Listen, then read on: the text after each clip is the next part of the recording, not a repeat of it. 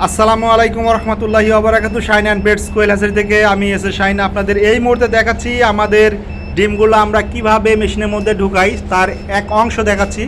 কারণ আপনাদের আগের একটি ভিডিওতে দেখাইছি আমরা ডিমটাকে কয়েকটা স্টেপে বাছাই করে নেই, তারপরে কিন্তু আমরা মেশিনের মধ্যে ঢুকাই একটি একটি করে ছোট ছোট ট্রেগুলো, যেগুলো আমি একটু কাছ থেকে দেখাই।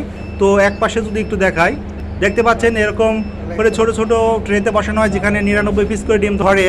তো ওটাই আস্তে আস্তে করে এভাবে সাজানো হয়। এখানে প্রায় আপনার 45,000 ডিম টোটালি ধরে। তো বুঝতে পারছেন এখানে কিন্তু 15,000 করে ডিম এক ব্যাচে ঢুকাই। তো এই ব্যাচে আমাদের 15,000 করে ডিম ঢুকছে এবং প্রতি ব্যাচে আমাদের 15,000 করে ডিম ঢুকে এবং 4 দিন পর পর আমাদের ব্যাচ, যদিও সামনে অল্প কিছুদিনের মধ্যে আমরা 3 দিন পর পর ব্যাচ করবো ইনশাল্লাহ। তো 3 দিন পর পর ব্যাচ করলে দেখতে পারবেন যে তখন কিন্তু আমরা 3 দিন পর পর আপনাদেরকে 15,000 ডিম থেকে যে পরিমাণ বাচ্চা হ্যাচিং হবে তা দেখাতে পারতেছি বা দিতে পারতেছি। যদি আপনারা দেখেন ওই পাশে একটা ট্রে, এ পাশে একটা ট্রে, দুইটা ট্রেতে সুন্দরভাবে ডিমগুলো কিন্তু গোছানো আছে।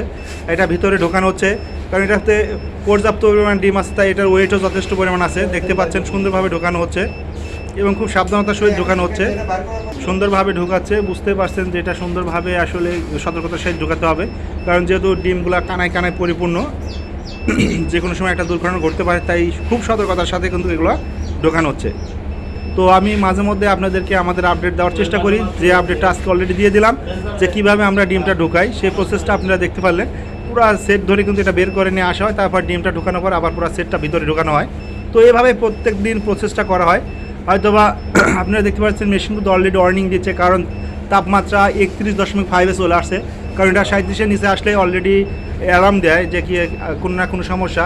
তো ওনারা বলে তাপমাত্রা ঠিক করার জন্য। তো এই ক্ষেত্রে কিন্তু যেহেতু মুখটা খোলা আছে, তাপমাত্রাটা একটু কম আছে, এই জন্যে কিন্তু মেশিনটা ওয়ার্নিং দিচ্ছে এবং খুব সতর্কতার সাথে তারা কাজ করতেছে।